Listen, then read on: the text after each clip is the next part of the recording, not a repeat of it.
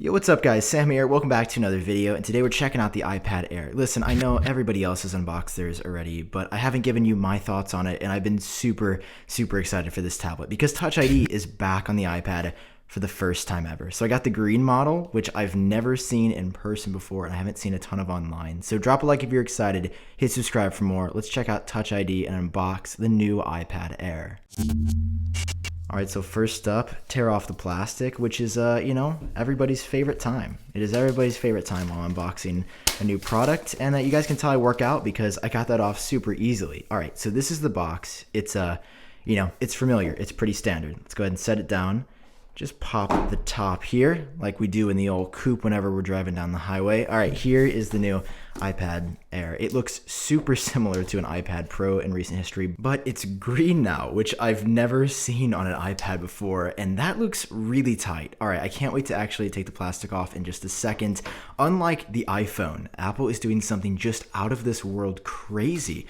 Hold on, what's this ancient relic that I found right here? Is this a new charging brick? Wow, this is a new charging brick. This new adapter is 20 watts, which I'm actually excited for. I've never had one of these before. Previously, it was 18 watts. And then, of course, down below in the box, you have your standard cable right here, just lightning to USB. Oh, wait a second. No, it's not. I almost forgot. This is actually USB-C to USB-C because for the first time on a non-Pro iPad, there is a USB-C port on the iPad Air. Okay, let's go ahead and take the plastic off.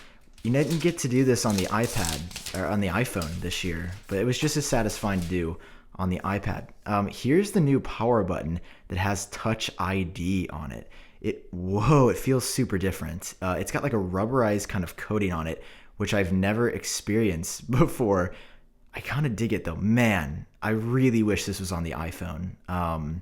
Interested to see how this works on an iPad because I actually feel like Face ID is optimal on an iPad style device, but we've got it, it's powering up, and we'll be back momentarily after we're set up and ready to go. So already it's giving us a prompt for Touch ID, and the setup process obviously revamped because this is the first ever Apple product with Touch ID on the top. So I'm gonna scan my index finger. It works kind of just the same as Touch ID and a power button. Like the setup really isn't any different. They've got the little fingerprint logo. You just repeatedly press down, and then I think it'll probably ask you to scan your edges as well. Let's see if they kept that staple as well. Yeah, capture all your fingerprint. You're gonna capture the edges, guys. All right, let's go ahead and capture these edges because I know it's always a good time.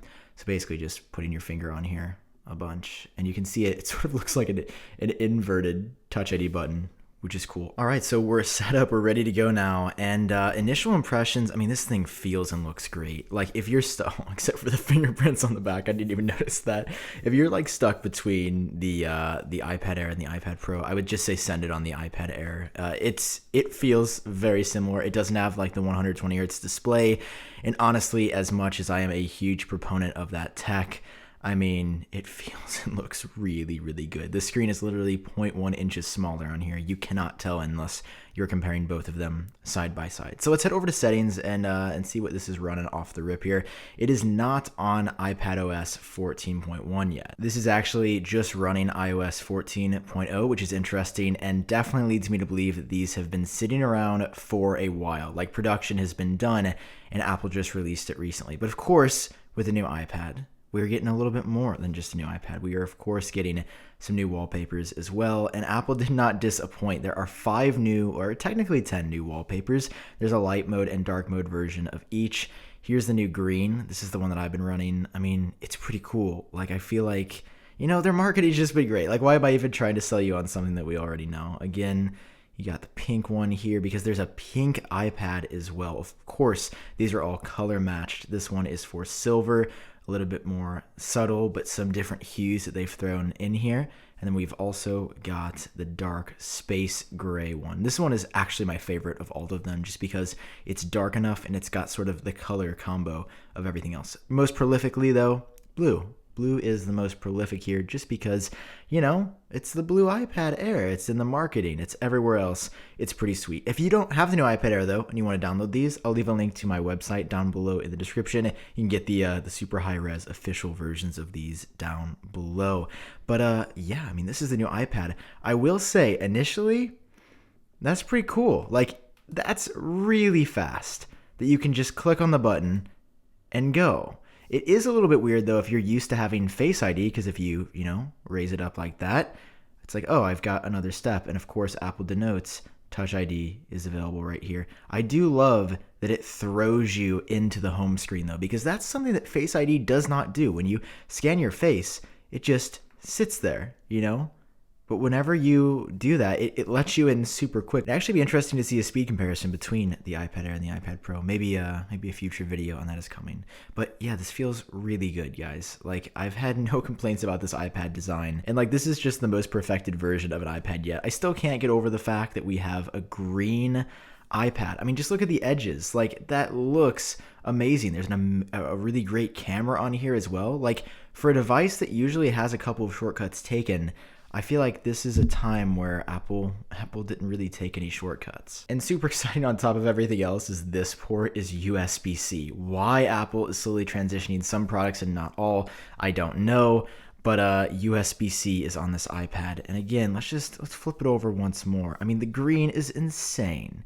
I wish Apple would bring more fun colors like this to their Pro products. I know that's not really in their MO, but like, the green is so slick. And the blue looks great as well. The pink is nice. I know it's just a color, and I know we've got Touch ID up here again. That's really fast. I really hope that actually the next iPad Pro they put Touch ID in there as well as Face ID, because I mean that's pretty fast, guys. That's something I've never seen a Face ID scan and be able to compete with, but very, very cool. All right, anyway, this is the new iPad Air. It starts at $600. It's out now. And I think if you're looking to get one, you should get this iPad Air. Of course, I'm gonna spend some more time with it, but initially, man, oh man, does this feel good. All right, hope you enjoyed this video. No, it was quick. Hope you learned something new. If you did, drop a like down below. Hit subscribe for more. I've been Sam. Hope you're doing well, and I'll catch all of you in my next video.